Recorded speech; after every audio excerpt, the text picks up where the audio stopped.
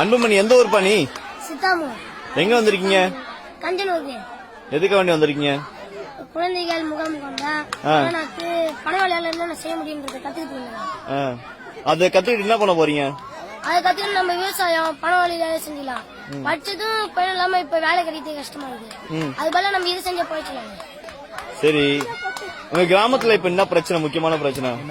கிராமத்துலயா எந்த பிரச்சனையும் இல்லை, எல்லாம் சால்வா போயிடுது. எல்லாம் சால்வா போயிட்டு சூப்பர். சரி, நீ இந்த உலகத்தை எப்படி பாக்கணும்னு ஆசைப்படுற? இயற்கையா இருக்கணும். இயற்கையா இருக்கணும். எல்லா மத்தவங்களும் அன்பு செலுத்தணும். நீ உன் கிராமத்துல எப்படி படிச்சு முடிச்சுட்டு பெரிய வேலைக்கு சிட்டிக்கெல்லாம் போன ஆசைப்படுறியா? எப்படி சிட்டி போகணும்? ஏன் சிட்டிக்கு போக மாட்டா? சிட்டி போனா அந்த ஒரே தண்ணி பிரச்சனை, புகை, வண்டி ஓட்டி தூங்க முடியாது. நைட் நேரத்துல வண்டி டர்புன்னு போயிட்டு வந்துடும்.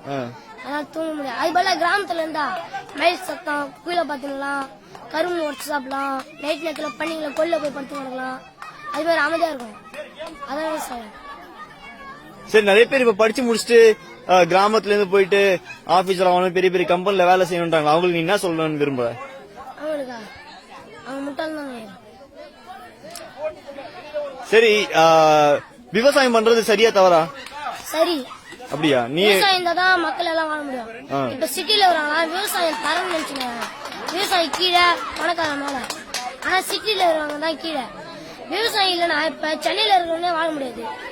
ஏன்னா விவசாயத்துல இருக்கிற நெல், காய்கறி, பனங்காவை கூட இப்ப இவ்வளவு பெரிய பனங்காவை அது சென்னையில 200 ரூபாய் அது விக்கிறாங்க. அதே இங்க வந்தா நம்ம இஷ்டத்துக்கு நாம மட்டும் வெட்டி சாப்பிடுவோம்.